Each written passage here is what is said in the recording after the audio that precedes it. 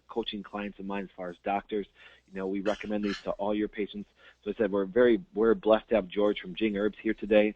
As you guys know, I am Dr. Patrick Flynn, and I'm excited to actually cover one of the best topics and one of my most favorite topics that we can have, because I think it's a topic that's really not taken seriously enough. Yet I guarantee that most of the people that are listening to this seminar, listening to this webinar, watching the things, our videos that we do, go through so much stress and create so much disease and have no clue that's developing because of what's happening up in their brain, okay? And so what you kind of see on my first slide here, I'm kind of giving that roadmap for us, guys. If you kind of look, I have a GPS down below, and you can see there's a split in the road. What leads to disease and what leads to health? And as you can see, George and I are over on the onto the right on the pathway of health, and that's our guide. We're going to be that GPS that's going to guide you tonight to really give you a great expression of how to break these bonds, how to make a healthier body, how to actually take, for example, if you're under extreme stress, understand it, what to do with it, how to deal with it, and all of the medicinal things that we can do that are out there. And that's why I have George on tonight, because he's just going to bring you guys a wealth of knowledge. And like I said, I'm so excited that this man is with us tonight. I believe in what he has done as a mission and his company. And like I said, as a practitioner backing him, using his products every day, I'm blessed. Okay? So let's get into this. Now, one thing that is very apparent is, let's look at this major slide here. Depression medication is at an all-time high. It's doubled, it's tripled, it's 400%, as you can see that from Harvard's good old study here. It's gotten such a rap that, for example, the only thing that people know to do is take Prozac, take Effexor, take Paxil, take Zoloft, and they're selling these things by the millions, and it's ridiculous, because what happens is people are so under stress that's affecting their body in such a negative way that this is the only thing that they know.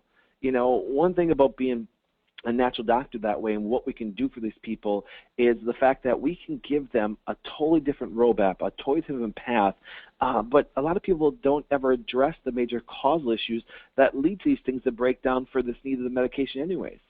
And that's one thing that frustrates me most as a practitioner. As a doc, every day when people come in and say, "Doc, I'm stressed out, I'm on 3 antidepressants. I've had kids on 6 antidepressants. This is ridiculous." And you can see Harvard published this, outstanding increase in antidepressants used by Americans. Now, I don't disagree that people have stress. I don't disagree that that's affecting them negatively. But we've only got one viewpoint. And so I'm going to give you a different viewpoint. Now, the one thing that I found out interesting about this research article was that they said anywhere from 6 out of 10 women were taking some form of antidepressants. And I understand it, ladies. I really do. By nature, women actually stress out more than men. And as my own joke says, is who stresses out more, men or women? Well, women obviously do. Now, who causes women the most stress? The men in their life. So, as we know, for example, it's very common to understand that women stress. But look at their daily life. Look at what they go through. And so, I love this slide because it really represents the multiple hats that you guys put on. Okay, if you look from the morning you're a fashion designer to a chef to a taxi service to a businesswoman to a professional back to a chef and a teacher, those are the roles that you as a woman actually run. So I understand the stressful life. Now, guys, I'm not saying, for example, that you guys that are on this call or you guys listening to this webinar or listen to the seminar of it that way, that we don't have stress. We do. We all do. Okay, it's a significant thing in our life that has caused a massive issue that has now led to what? Antidepressants. I'm not okay with that. George is not okay with that. The practitioners that we coach and the practitioners that we work with in the wellness ways across the country are not okay with that. There's a better way, okay? And that's what we're going to tell you. So tonight's very exciting because here's one thing. I'm a very big goal-oriented person. I want you to walk away that when we're done with this webinar, that you have some tools, that you have some understanding, that you have some know-how to really actually deal with this. So I'm going to actually create a little different paradigm when it comes to stress for you that way, okay? Now you say, Doc, I don't understand what a paradigm is. Well, a paradigm is how you think, okay? So I want you to get to think a little bit differently about stress. For example, like right now, I have a very low-stress job right now. I'm sitting here in my shorts, in a T-shirt, at my desk office with a cup of organic decaf hazelnut coffee, sitting here chewing on some hemp hearts, why we're going through this? Because why? Because the idea is, for example, is I know what my body needs to stay out of that stressful situation, okay? And so I want to create that new paradigm for you to understand what can be done. Now, part two of our goals, I want you to understand the impact that stress has on your body. Now, ladies, I'm gonna really focus a little bit on you tonight, okay? Guys, listen, it impacts you very negatively. But I will tell you this, there's nothing that will cause a woman's life to go worse than stress. It will destroy their body. It will destroy them mentally. It will destroy them physically. It will destroy every part of their life. So, guys, you guys listening to this, if you want to make your wife or make your significant other or make your mother or make your kids, make any female sick in any way, stress them out. It destroys their body. And here's the big key. Now, part number 3. What testing and natural remedies we can do to find out what we have and how to get rid of it, okay? That's a big thing, okay? We want to know what we can do. I'm going to cover some things. I'm going to cover those initial things up to that testing. Then I'm going to turn it over to George, and he's going to give you a very great perspective on what happens and some of the things that can be done that way from a natural remedy standpoint, from what Jing Herbs has to offer to what we as doctors offer to our patients once we have actually tested them properly. So let's get into it, guys. Something very exciting. Now, like I said, we got to create a new paradigm of stress. We have to understand what stress is. It's so funny because I ask people that come in my office all the time, and I look at them, and they're taking Zoloft. And I ask them, I said, are you stressed? And she's like, yes. Or he says, yes, and there's almost tears in their eyes. And I say, then what is stress? And they're kind of like, well, it's a feeling. Well, guess what? It's more than that. And here's the true medical definition of stress, guys. Now, let me read it to you because it's very important, and as I read it, I'm going to break it down. Now, believe it or not, for most of you guys that know me, I talk kind of fast. I get very excited about this stuff. But I am going to talk slow and break this down for you. Stress, it's a physical or psychological stimulus. Now, I want you guys to imagine this. You're sitting on this phone call, and all of a sudden, for some reason, actually, as I shut my desk door, I smash my finger in it. Would you agree with me that that's a physical stressor? Yes, so anything that we do to our body is a physical stressor. Let me give you another example. I also, besides being a naturopath, I'm also a chiropractor, okay? If I get into a car accident, is that a physical stressor? Yes, it is. It's a stressor, for example, that causes damage to my body. So what we want to do is we want to look at those stressors, for example, that cause a negative stimulus from what we do physically. Now, a psychological stimulus. We've all had bad days. We all have had things that happen to us, for example, because what ends up happening is we have a day, if you look at our day of our life, we go through, ladies, let me ask you a question. With the exception of the men in your life, who's another big psychological stimulus? Heck, our kids. I mean, I have 3 daughters. They're wonderful. They're great, but guess what happens? When they actually end up creating a psychological stimulus, there's a lot of times that I see mothers come in and massively stressed out. So we can look at these physical stressors. We can look at these psychological stressors. But here's the big thing. That can produce mental or physiological reactions that may lead to the big key word right here, illness. Now let me read that in full. Stress is a physical or psychological stimulus that can produce mental or physiological reactions that may lead to illness. Guys, that's huge. Think about that. If we have stimuluses, physical, if we have stimuluses, a mental thought, guess what? It changes our body, and it changes in the way to where illness will develop. Now let's go on with our definition here. Technically speaking, stress is a disruption of homeostasis, aka balance, which may be triggered by alarming experiences, either real or imaginary. Now think about that. Either real, okay, meaning the fact that we know if we get in a car accident, we know, for example, that that's a stressor, it's a physical stressor. We know that, for example, God forbid that we have a spouse pass away. That's a mental stressor. But here's what happens. Look at the other part, or imaginary. Now, what do you mean imaginary? Hey, guys, imagine this. 80% of the stuff that you worry about, 80% never happens. So what I want you to think about is this. So if we have a stressor, either real or something we create, guess what? It can lead to illness in our body.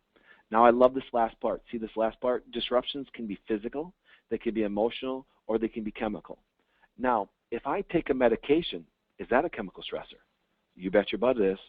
Okay, so let me ask you a question. If I put a medication, it may change my physiology to create a reaction, but it's still a stressor. If I actually take, for example, blood pressure medication, it changes my physiology to dilate my blood vessels and bring my blood pressure down, but it also causes stress on other parts of our body. That's why, for example, our kidneys can go bad. That's why, for example, our liver can go bad, and we have other side effects that come about when we enter that chemical stressor. Let me ask you a question, guys. Can foods be a stressor? You bet. So if we look at all these things, physical, emotional, or chemical, there's so many stressors that we have around us that if we don't address, it's going to lead to illness. And guess what? We can even have stressors that are imaginary. That means if you constantly worry, it's going to lead to illness. That's why I say, listen, guys, we always got to be thinking happy thoughts, because if we don't, we're going to lead this whole body to illness, and we don't want to do that. Now, I always love analogies, guys. You're going to find out tonight that I'm going to give you some tools to even discuss or actually give examples or for you to even understand. Sometimes I find out that when people go to doctors and they come into our offices, into the Wellness Way offices, and I know George has experienced this too, talking to thousands of people across the country, is when they're discussing things with docs, they don't speak to them in terms that they understand. They're always talking to them way over their head. Like I say, they're talking like a doctor and they have no clue what we're talking about. So I love analogies. I want you to get these perspectives so you can share and help somebody else. So we've all heard the old saying that, guess what? The straw that broke the camel's back. So if you look at our slide here, and you look at, I put a couple examples. If, number one, a child is born and he gets a vaccine, that's a stressor. But wait, Doc, he got it and had no reaction. No, but he added that stressor to his body. So internally there's reactions. Now, instead of getting that kid breast milk, you can see that diet, he gets good old soy formula. And what I mean by good old, I'm making fun of it, okay? That's another stressor. Now the kid gets an antibiotic, it's a more stressor. And see, what happens is it's not about having one stressor. Our body can deal with certain stress. We want to. Heck, we want to sometimes need stress to build our body. For example, when we come in contact with bugs or bacteria. But here's the sad part. If you look, all of a sudden, boom, we have so many stressors with no relief that way that guess what? There's enough straws that finally break the camel's back. And this is what we're seeing today in people. We're seeing today in people that there's so many stressors that are evident. There's so many stressors that people are dealing with. There's so many stressors that are unknown to them, okay? They don't understand that, guess what? That when they're brushing their teeth with fluoride, it's a stressor. And if I asked most of you guys on this call, or any of you guys listening to this later, say, how many times do you brush your teeth in a day? And you're like, twice. Well, guess what? 730 times per year are you adding or removing stress to your body. See, it's never thought about that way. It's never thought about what are we doing on a daily basis to kind of break our camel's back, okay? We have to make sure that, guess what? We're evaluating our body on a daily basis to make sure that we're not putting too much stress on it, okay? Now, one of my favorite principles, and I want you guys to really grasp this, because now I'm going to get into how the body works. You say, Doc, you defined it, you said there's a physiological reaction. Physiology is just, guys, how the body functions, how it works, okay? Well, I want you to get the concept of your body kind of like a Swiss watch. I call it my Swiss watch principle. I want you guys to picture all those gears of that Swiss watch. If one of those gears stop working, guess what happens? It's going to affect all of the watch. It's going to affect the second hand, the minute hand, the hour. It could actually go too fast. It could go too slow. But everybody would agree with me that even if the smallest, slowest gear stops working, it's going to affect the function of that watch. Now, when we look at the watch itself, looking at one gear makes no sense. Why does it make no sense? Because if it spins, as you can see right now, it makes no sense because there's no connections with the other gears, so therefore it doesn't affect anything else. But that's not how the body works. So we understand that a lot of stress can happen mentally, okay? As, for example, I said, if we worry too much, and that's why I have the nervous system up there. But that's not how the body works. It's not separate. The brain's not separate from our parts of the body. The human body more looks like this. And all these systems kind of interact. So I want you to think about that. So if you do have a mental stress and affect that big red gear in the middle, the nervous system, the brain, does it affect on your digestive system? Well, let me ask you a question, guys. Have you ever had a gut feeling before? Okay? And you're like, oh my goodness. It's like, I never thought about that. There was a neurological stressor that resulted in what? A digestive stressor. Now, let me ask you a question. Have you ever seen people mentally stressed out and affect the respiratory system and go into a panic attack? Ladies, I want to show you something down. Look at that bottom right purple gear, the endocrine system. Let me ask you a question, ladies. Has your hormones ever changed and affected the big gear, the red gear? Have you ever had a hormonal change that affected your brain? See, and this is how the body works. Each system interacts.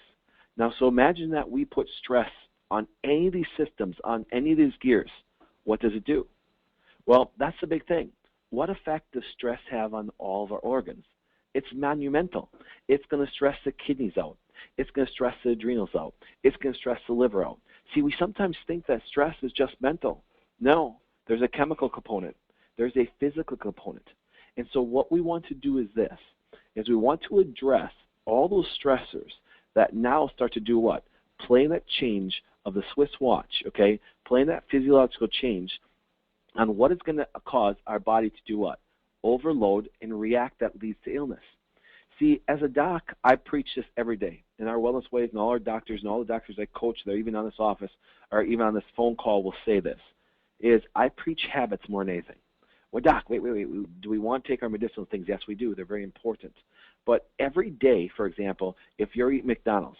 Now, I use that example because guess what? People say, well, that's a rare example. No, it's not. There's people that go through the McDonald's drive-thru every day, okay? There's patients of mine, for example, that when they first started, they went to McDonald's every day. They went to Burger King. They ate out. They didn't even put anything organically in their body. And those stressors now daily, for example, have to be evaluated. And if all we do is tell them, here, take this or do this, if we do not lead them and create better habits, they have those consistent stressors on them. And we have to help them remove that. That's what doctoring is really about, guys, okay? So I'm going to always preach to you guys, hey, listen, doctoring is really about creating a habitual pattern, okay? Eating bad's a habit. Eating good's a habit. Getting a vaccine's a habit. Not getting one's a habit. So what you can choose is the habitual patterns that line up to reduce the stressors or add stressors. You know, one of the definitions in stress is a what? A disruption of balance or homeostasis. If I eat something that bad, does it bring my body closer to homeostasis or does it pull it away? If I eat something good, does it keep me in homeostasis? What you're going to find out is yes. When I eat something bad, does it bring it out of it? Yes. So those are how we have to evaluate things and how stress affects us. Now, as we talked about that mental aspect, I want to create a new paradigm of psychology. Because why?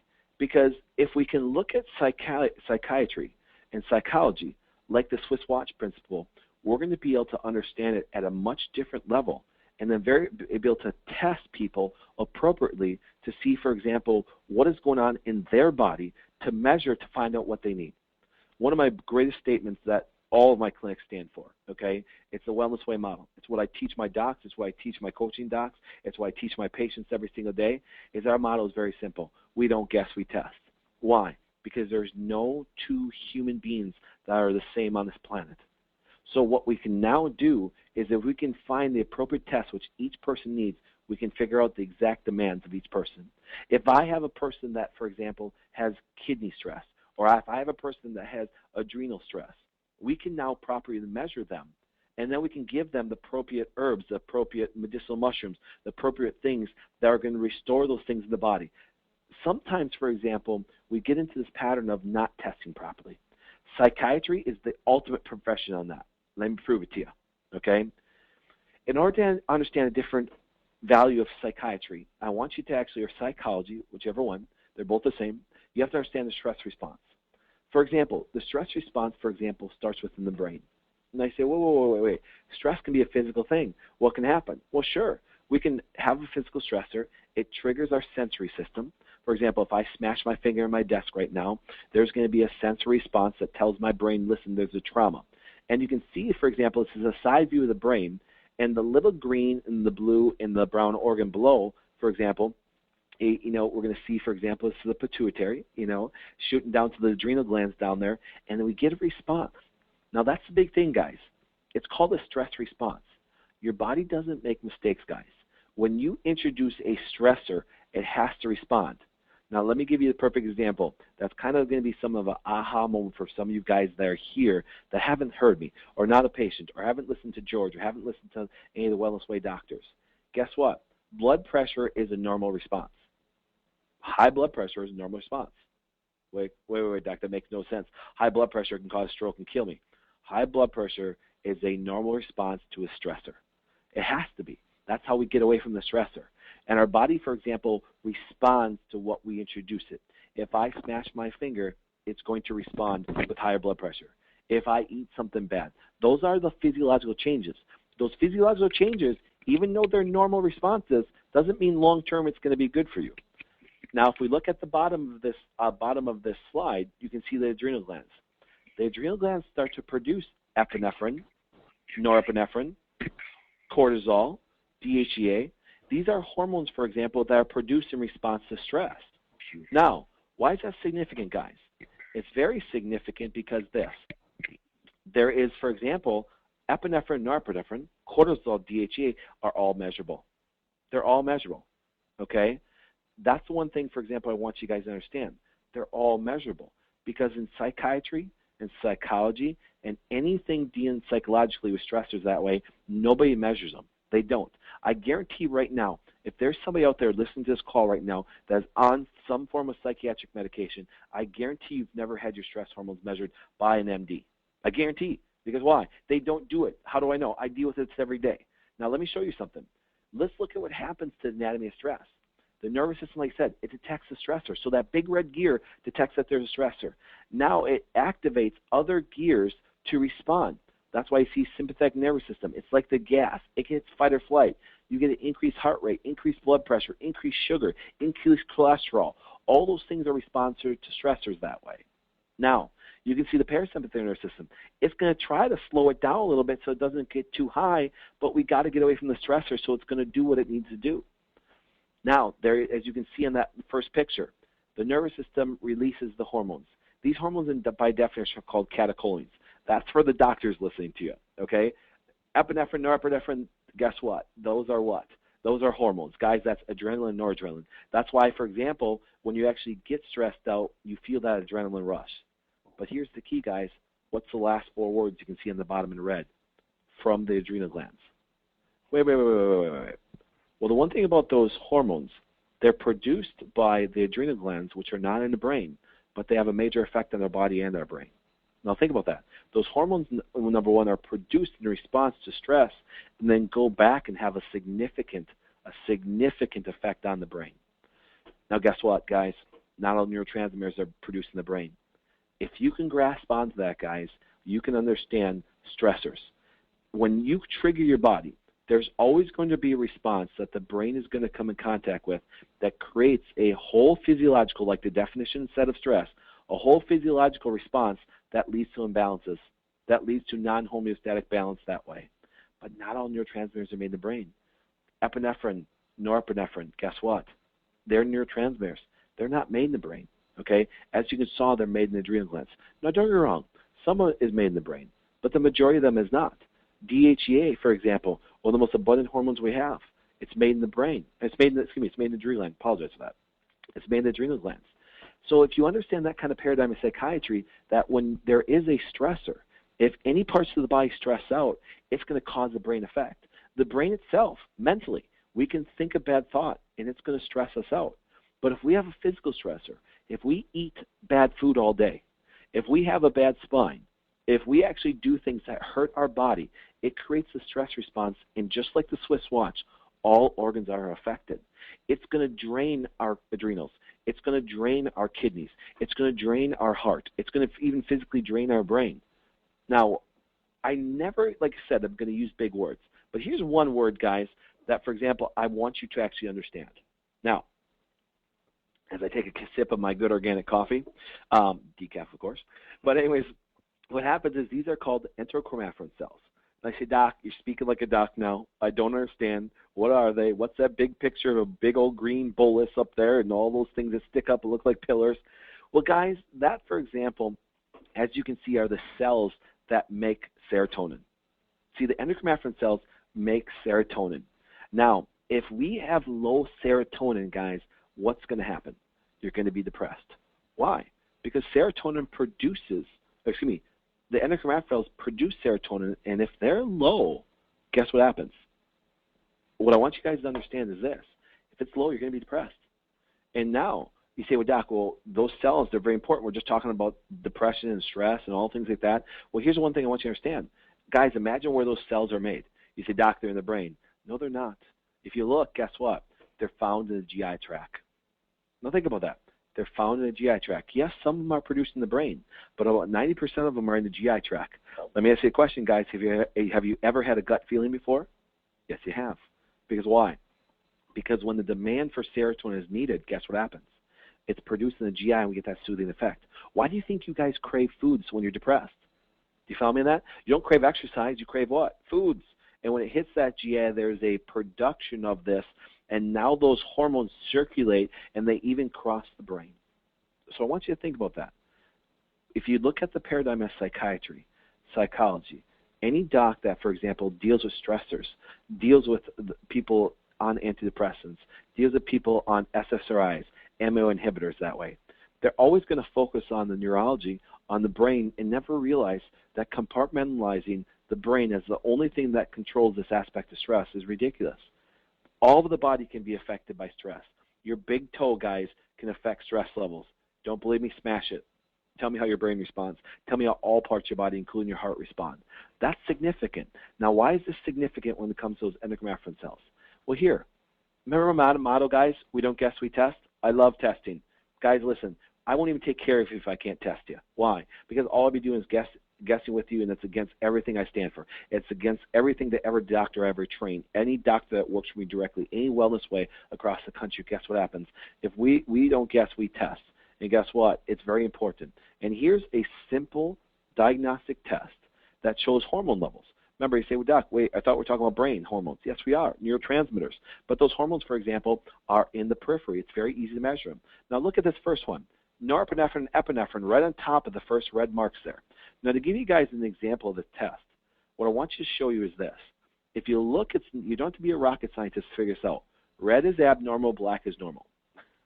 Out of the 10 hormones we measured that affect our neurology, guess what happens? 9 of them are bad. Think about that. If you actually, for example, if I was teaching this seminar here in Green Bay and you drove here and you had a car that worked, a car engine that 9 out of 10 parts did not work, you probably wouldn't have driven up here to come see me regardless of how badly you wanted to hear the seminar. Because why? Because you wouldn't trust it.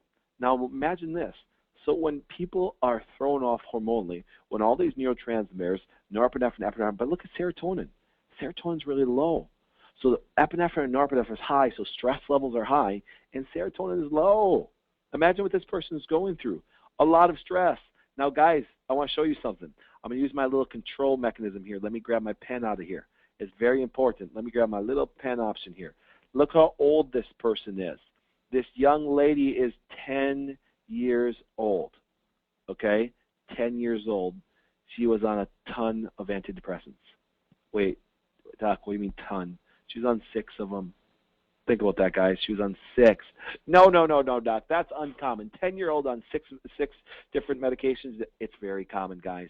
Live in our world once and see what we see per day would freak you out. But guess what? And remember, they actually took this young lady and they actually were going to actually go into the next stop of almost shock therapy. Now, one of those other stress hormones that you can see right here is another test. Love this test. This is our cortisol. We know cortisol is our stress hormone, okay? Now, what we're going to do is I'm going to kind of show you, for example, all this is a graph of our hormones for cortisol. During the morning, as you can see in the blue chart, it's much higher, and at night it's lower. Why? Because we need those stress hormones to get us up in the morning, get us going, but we don't need something to go to sleep. Now, if a person is actually under stress, what you'll see is, as you can see the red line, when we measure them, it'll actually start to be elevated. Now, we call that chronic stress. But over time, just like a fuel in the fuel tank, will start to become low. And if you look, when the stress hormones deplete, it's called fatigue. So we look, for example, people are in long-term stress end up with chronic fatigue syndrome. Once again, very measurable test, a very good adrenal test to see if we've actually weakened our adrenals. And I say, Doc, what's the adrenals? Adrenals are known as our stress glands. They can tell us if we're under stress. They can tell us, for example, if we're fatigued out, if we've been under chronic stress. It's a very simple, measurable thing. Now, the one thing that we don't understand is this, though. We have to understand steroid hormones because cortisol is a hormone. These hormones are actually help run our body. They're necessary in some parts, but guess what happens? They can actually become very destructive too, okay? Remember, too little is bad, too low is bad. We got to have them right in the middle. But here's the part, and this is one thing that I want to cover before I turn this over to George, okay? if we understand hormones itself, we have to understand the building blocks to them, okay? Because if we have weak adrenals, you say, Doc, we got to produce more hormone. Well, how are we going to do it? Well, I'm going to put up something in this next slide to show you, for example, all of the hormones that a male and a female need, for example, on a daily basis function. But all hormones come from one thing. What is the building block? It's right here, guys. All hormones come from cholesterol. Oh, Doc, now you lost me. Now you lost me. No, my doctor said my cholesterol is too high and I need to lower it. Guess what? I'm going to be very direct. Lower that cholesterol. You can't produce all these male and female hormones. You can't produce progesterone. You can't produce pregnenolone. You can't produce DHA. You can't produce estrogen and testosterone. Guys, do you want to know something? The reason why Bob is on TV with a big smile and they're talking about male enhancement drugs all day long is because they're giving massive amounts, copious amounts, 30 years of cholesterol-lowering drugs, statin drugs, that have lower cholesterol, lower testosterone, now a guy can't get an erection. I've never seen an impotence case that wasn't taking a statin drug. All hormones come from cholesterol, guys, and this is the normal hormone pathway, okay? And I say, Doc, we're talking about stress. Why do we get into the steroid hormones? Because on the flip side, guys, even guess what? Our stress hormone, cortisol, is produced from cholesterol. But let's follow this down. Well, let's watch the pen. It goes from cholesterol to pregnenolone over to progesterone, and guess what? A cortisol. Guys, guess what? Cortisol comes from progesterone. Ladies, think about this. You can actually deplete your progesterone levels if you're under too much stress. Ladies, if you eat a food you're allergic to and causes inflammation and stress, you will reduce progesterone levels. Here, let me show you something. This is how the Swiss watch works the way we teach it. Your stress hormones and your anabolic, your female-male hormones, guess what happens? They're connected, just like our Swiss watch. Look what happens. You need progesterone to help build the body, ladies. But guess what happens? If you're under a lot of stress, it will deplete your progesterone. Now, guys, we have progesterone. We just have so significantly less than a woman. Ladies, you've been through this. You know women that have stressed out so much they delayed or skipped their period because it said, listen, I got to survive the stressor. See, that's one thing, guys. Stress is a physical. Stress is an emotional. Stress is a chemical thing that affects our body, but it can cause such a physiological reaction that illness develops, female hormone balance. Heck, my whole month of August is a female hormone month. Because why? Because so many women are suffering some massive hormone issues because of stress. Because of stress. That's significant. I really want you guys to grasp that concept. Now, cholesterol itself, guys, don't fear of it. As I put in the notes here, if you look, cholesterol is essential. You need it now. If you look down here, you need it for all these things to produce cells and cell membranes of all cells. You also need it for down here, bile acids, steroid hormones, to get several fat-soluble vitamins. Cholesterol is essential. It's a principal steroid synthesized by all animals. We've been lied to, guys. This is essential. It's good for you. See, the one thing is this. When cholesterol levels go up, no doctor asks why. They're trying to force it into a normal level instead of figuring out why. Now, big key, because knowing this, I want you to understand the adrenal glands. As you saw, the adrenal glands produce cortisol. They also produce about 35% of the female hormones, premenstrual and almost 50% postmenopausal. That's why, guys, and this is why I'm going to be so excited to turn this over to George.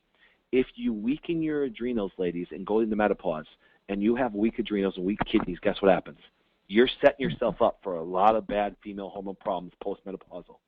But ladies, guess what? If you're premenopausal, if your kidneys and adrenals are weak, guess what happens? You're setting yourself up for some bad hormonal problems. Now look at this, guys, the second paragraph. Furthermore, without the proper function of adrenal glands, pregnancy cannot occur. Stress can even make you actually not have a good pregnancy and not even get pregnant. In the third part, the major control mechanism of the thyroid. Now think about that. The adrenal glands are a major connection to our thyroid. Even in the PDR, it says one of the major contraindications for levothyroxine or any thyroid medication is what? Low adrenals. Now think about that.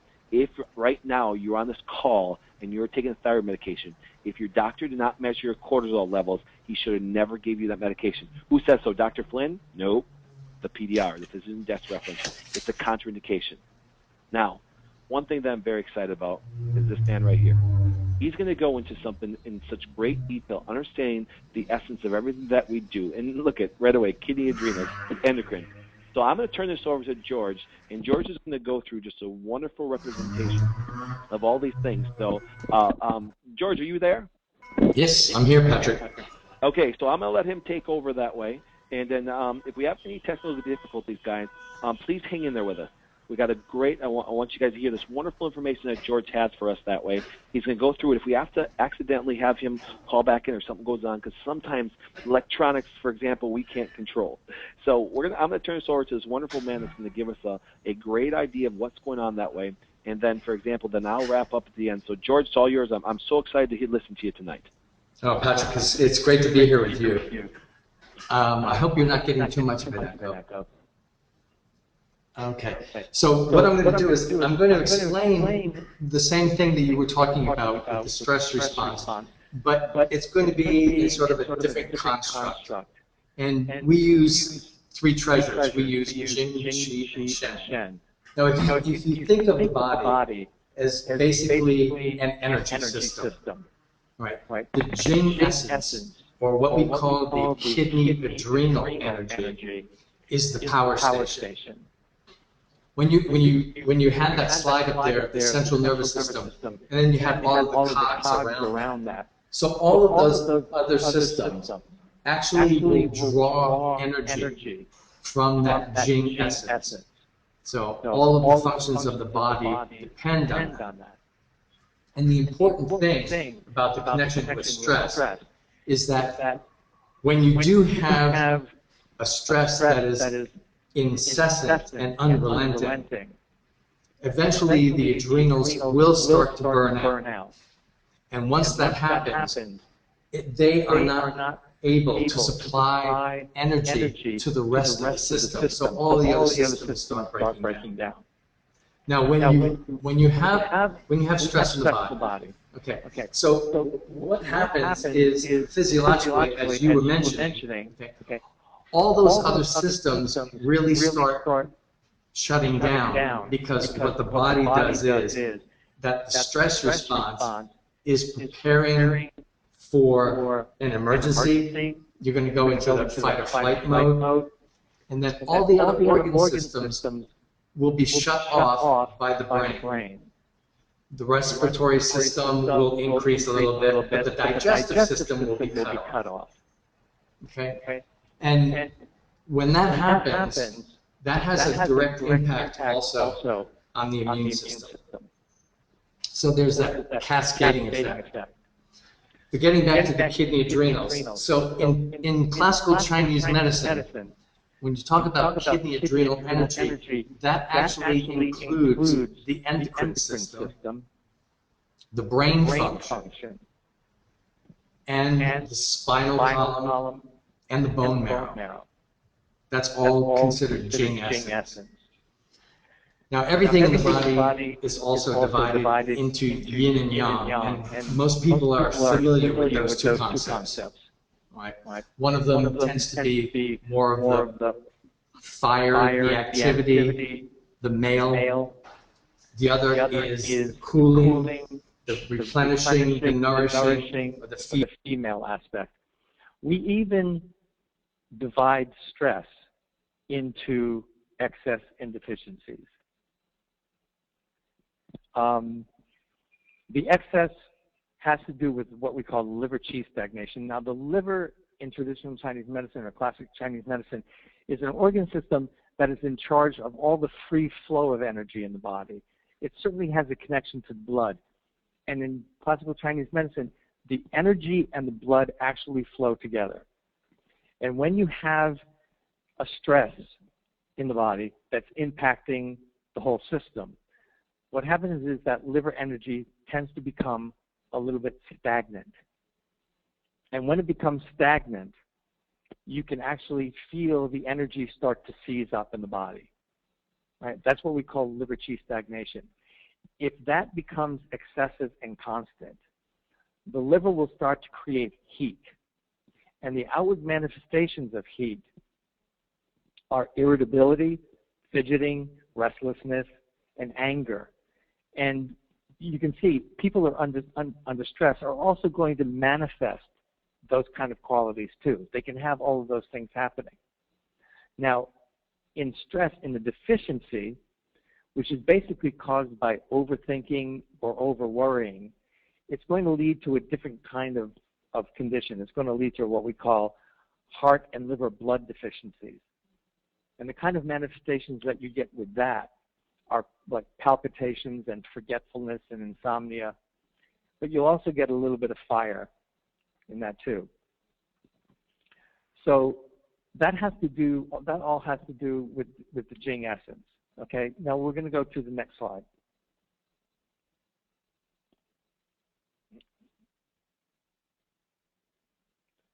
Okay, so there are specific herbs that are tonifying or restorative to the kidney adrenal energy.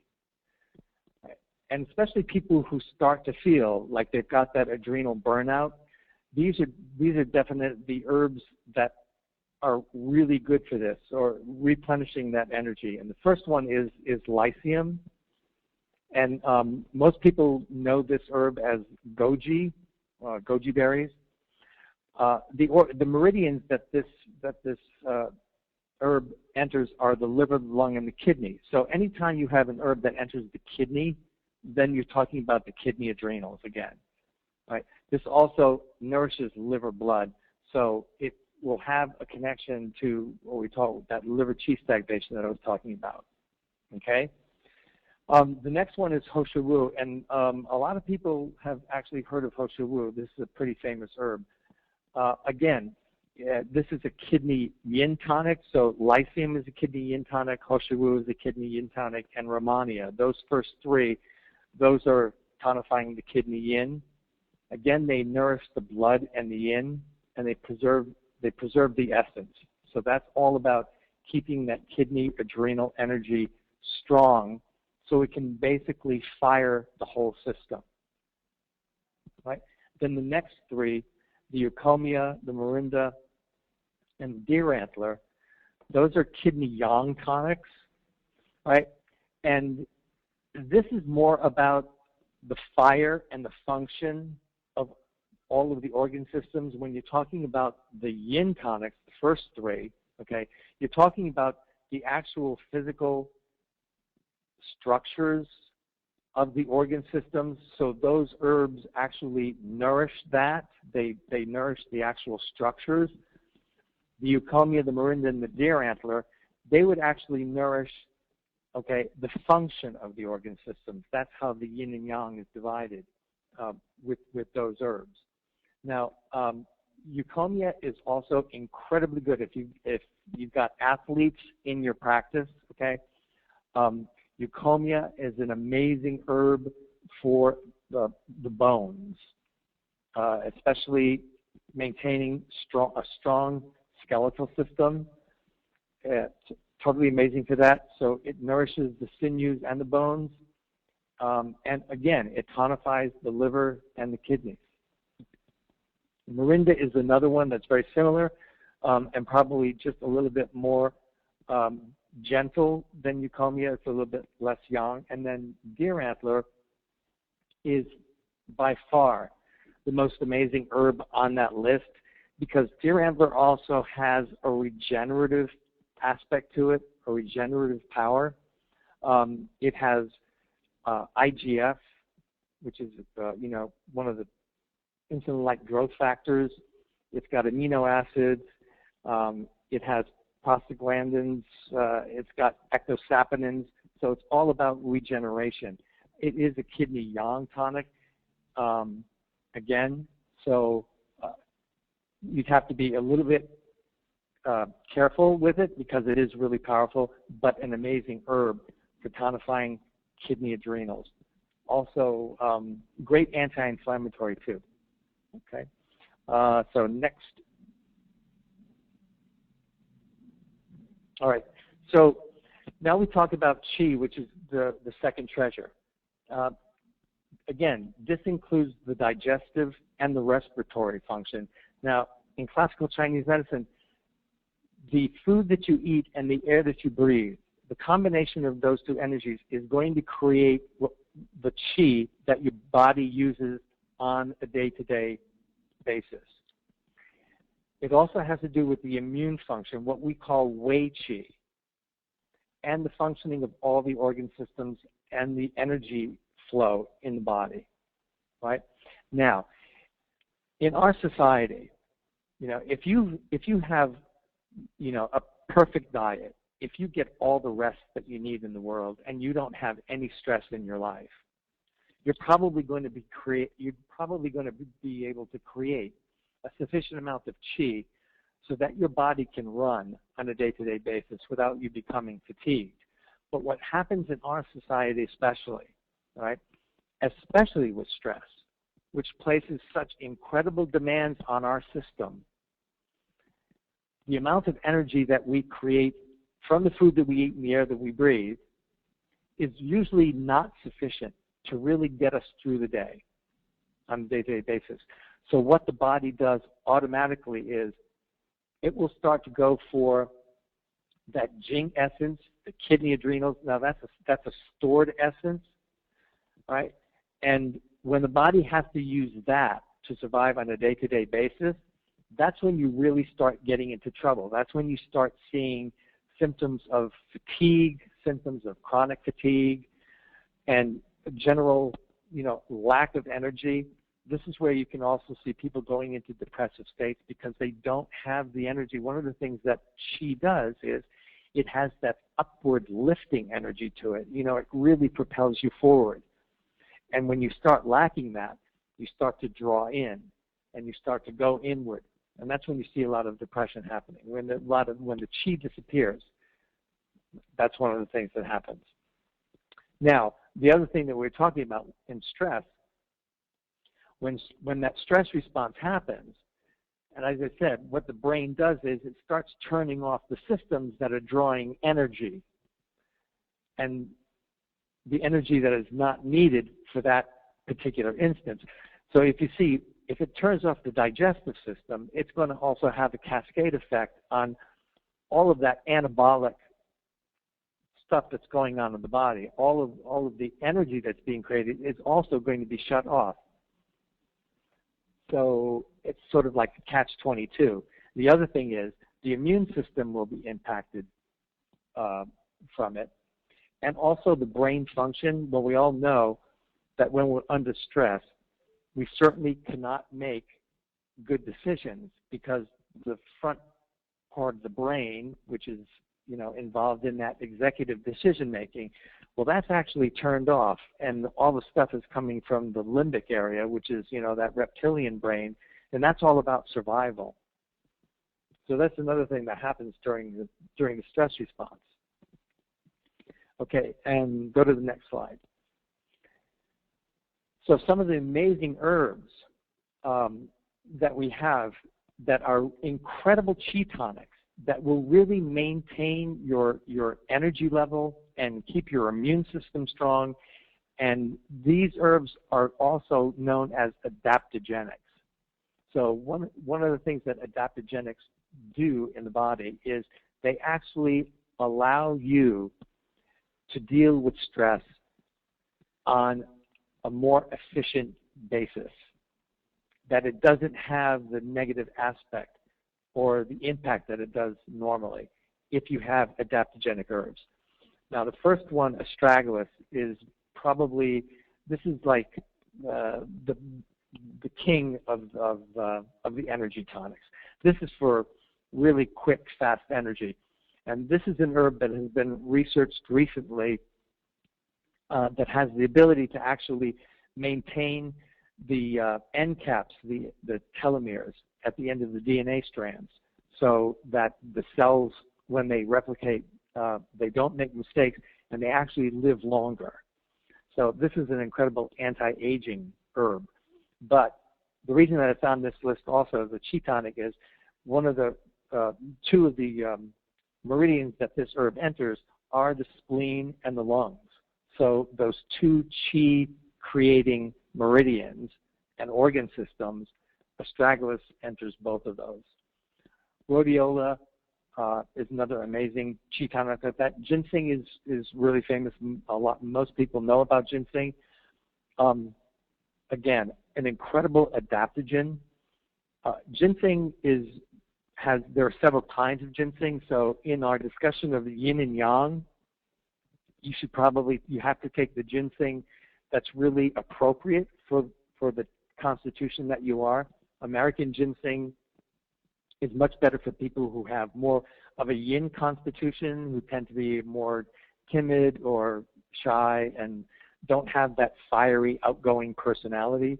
The American ginseng would be better for that. Okay, and then the Korean ginseng, which is the hottest. Okay, that's the fiery ginseng. Right? That's for the people who tend to be more timid. The American ginseng is people who tend to be more fiery and young, and American ginseng is good for better for women also, because it tends to target the pituitary gland, which is of course one of the master glands for the whole endocrine system. So it has a very balancing effect on the whole system. Eleutherococcus, this is known as Siberian ginseng. Again, for people who have athletes who are in their practices, Eleuthero is amazing. This is one of the most amazing adaptogenic herbs there is. Great for energy, but one of the things this does is it actually oxygenates blood. So altitude climbers have used this to prepare for their ascents. So it allows the blood to actually oxygenate better.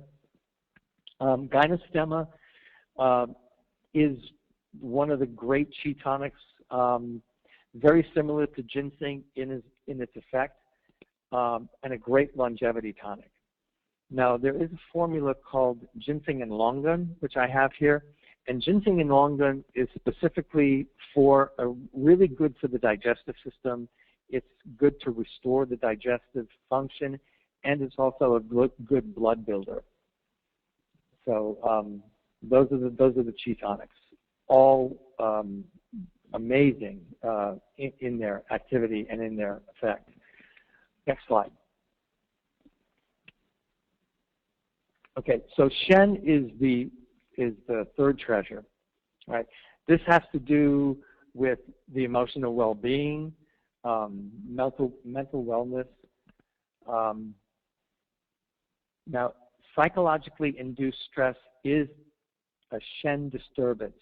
When Patrick was talking about stress being either physical or mental or psychological, there was a time when most of the stress in our society or, in our history, going back, where we really did have physical stressors that we had to be aware of, where, during the hunter-gatherer stages when you could be eaten by a tiger or a bear in the woods, we tend not to have those kind of stressors any longer in our lives.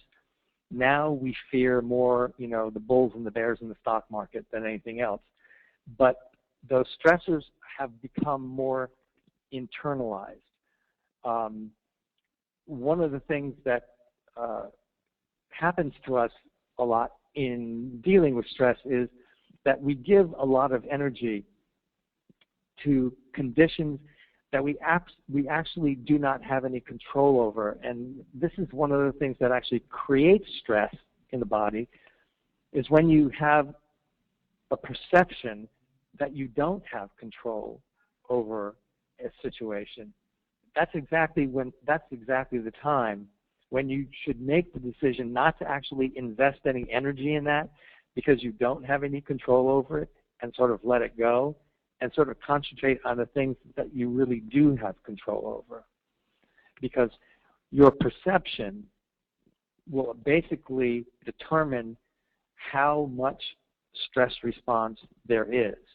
And if you're constantly worrying about things that you don't have control over, and if you're constantly worrying, period, okay, that stress response will just not turn off. And it becomes like an automatic, an automatic loop.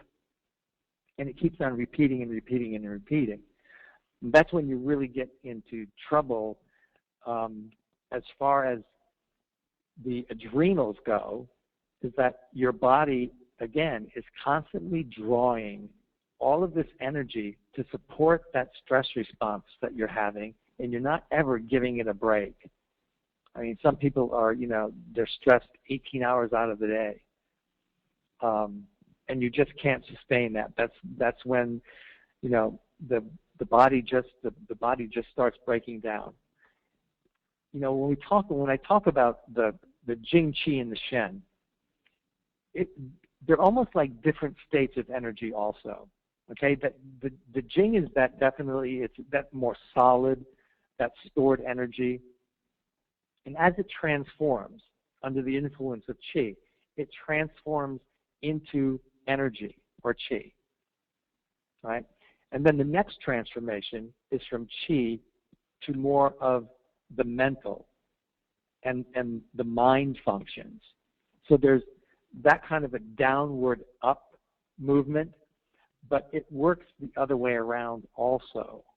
I mean, you can actually have a thought form which will then move down into the Qi level and can then move down into what we call the Jing level. And when it reaches the Jing level, it becomes solid. So that's when we talk about, the disease states, that constant kind of, those thought forms can actually take physical form in the body. They can create diseases.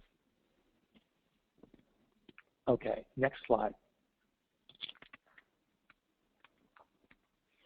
All right, buplurm and dragon bone. This is a formula that has been used since approximately 1,800 years. This formula has been in constant use, right? It's an anti-stress, anti-anxiety. It actually helps with sleep. The main herb in this formula is buplurm. And when I was talking about stress being connected to what we call liver qi stagnation, right? The energy of the liver not flowing patently in the body.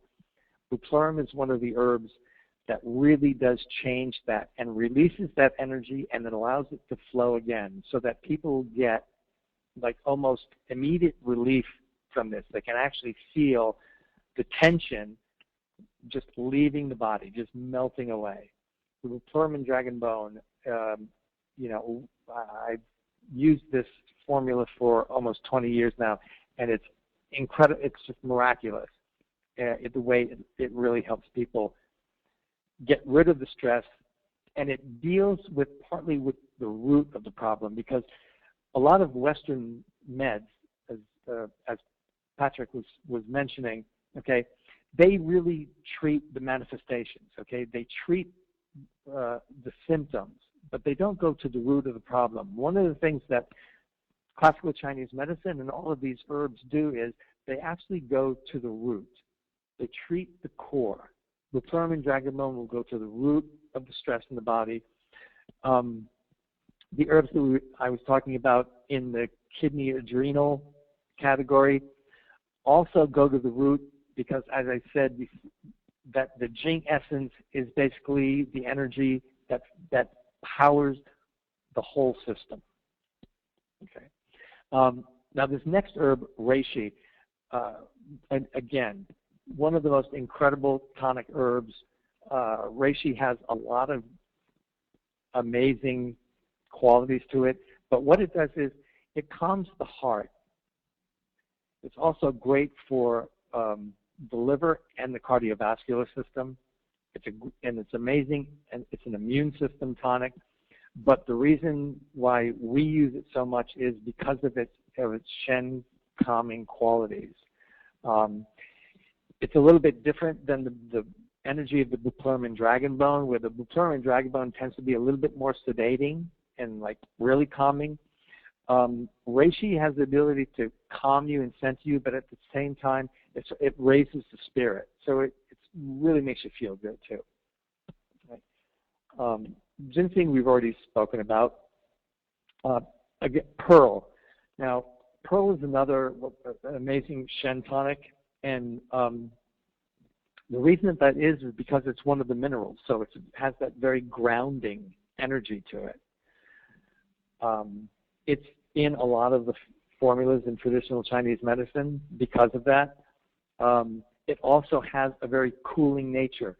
A lot of the times, people who have a lot of stress and a lot of cortisol also have a lot of inflammation in the body, right? And Pro is one of the herbs that will actually cool and calm down that inflammation. The next herb, Bupleurum and Dongguai, this is a formula that's similar to Bupleurum and Dragonbone, but Dongguai is one of the major herbs because it's a good blood builder. But again, this is a harmonizing formula. This formula is especially good for women who have any kind of menstrual irregularities or PMS symptoms whatsoever. This is an incredible harmonizer, balances the hormones, tonifies the blood, and gets rid of a lot of that stress and tension during the menstrual cycles.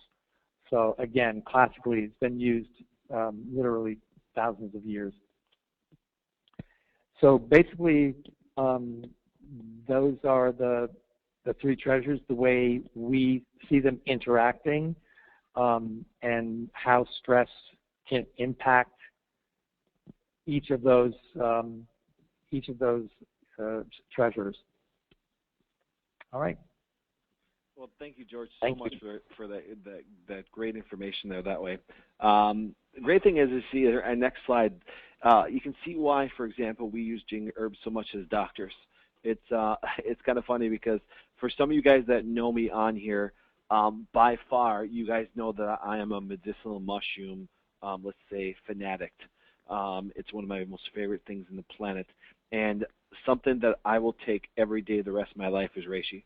As he kind of gave you some amazing information about reishi, it's by far #1 my favorite medicinal herb on the planet. There's nothing that I would take, if I had to take one thing and I was not allowed to take anything else for my life, that's definitely it. Also, too, one of my other favorite things I use, I'll tell you really simple that, for example, as a practitioner, that doesn't have anything wrong. Okay, my blood work, all my testing is fantastic, but as far as keeping all those treasures sacred, as we kind of say, is astragalus, chaga, reishi, ginseng. All these major things are things that I like to see myself on. Now, the one thing that's kind of funny, I had a great conversation with a patient yesterday, and I freaked her out when I gave her a deer antler. I think George's deer antler, bar none, it's one of the most incredible products. It's a thing that I give the patients consistently. The amount of, I just taught at Jenny McCarthy's seminar, the Autism One seminar, down in Chicago, and I taught on super herbs, and actually I taught on deer antler. I taught on reishi and chaga. I taught on all the great tonics. I taught on ant. I taught on all those things that, for example, are not taught out there in the doctor world. George, for example, travels all over the world. When I was actually saw him in California, and we're sitting, he's like, yeah, I just got back from China, look at some of the best medicinal mushrooms, herbs, and the great thing is because they've been around and used for thousands of years. So I encourage you, for example, to contact a doctor that uses Jing herbs. They're very great practitioners that can actually do the wonderful things for you, prescribe what you need that way, and really figure out and hone in what you need. That's the great essence of it. So, for example, I said, when you see us here, you said he's the founder of Jing Herbs. I'm the founder of Wellness Way Clinics.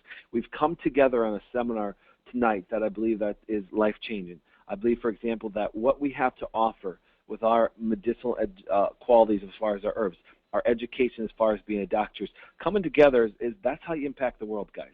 The stress damages and destroys women. Stress damages and destroys children and adults and men. And the sad part is this, the only thing that you can see out there, 6 out of 10 women are taking some form of antidepressants. I'm not okay with that.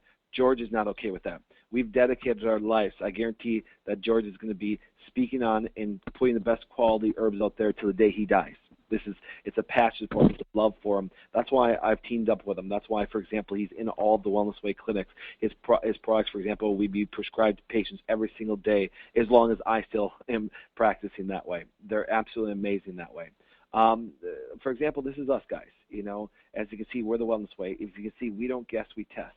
We love to actually see, for example, all the things that we can test people to find out what their needs are. You'd be surprised, for example, how the three treasures, as George was explaining, need to be preserved and taken care of for example, because we can see people every day, guys. Look at their energy levels. Look at how they're carrying themselves every day. It's suffering out there. Guys, listen, it's so important for us to take care and then share this information. We can actually, this is going to be up on the Wellness Way website. It's going to be great. You can repeat this. All of you guys, for example, are also going to get a copy of this. It should be by tomorrow or the latest on Saturday. As far as it will be sent out, you'll get a copy of it. Share it with other people that way. Like I said, it'll be up on our Wellness Way website, so we'll give it to George so we can plant it on his that way. One thing about it is this, is everything that we do, for example, is based around the wonderful clinics that we have in Green Bay, Appleton, Waukesha, Tampa. There's also doctors, for example, that we coach all over the country to understand this stuff and to go through it. Because the sad part is this, nobody's really guiding these people. No one out there is actually sitting there saying, this is what you guys need. Here's what you need to do. That's what we've done. We've actually taken these things and put into a realm to where we can all practice and find out, for example, what Mr. Joe needs, what Mrs. Joe needs. When they're under such great stress, for example, we don't want Miss Jones to be one of the 10 women that are on some form of antidepressant. We don't want to see that. So, guys, thank you so much for a wonderful, wonderful webinar tonight. As you can see, stress is impact. If you take that left road, stress will cause disease. But if you actually move towards that positive, non-stress health format, it's a whole direction. George and I are on that right side. It creates better function. It prevents illness. So I thank you so much, guys, for coming tonight. George, I just want to thank you from the bottom of my heart for taking time out of your precious day today and sharing with all the people on this. That's going to be shared to thousands of people across the country, and I really thank you for joining us. Now, guys, for example, have a great night, and then if you guys have any questions, guys, you can always go to our website, thewellnesswayclinics.com, and email us. If you have a question, for example, George, do you have an email if somebody had a question for you where they can email you to? Absolutely. info@jingherbs.com. Great. Well, thank you so much, guys. We really appreciate it. We thank Jing Herbs for teaming up with us in this wonderful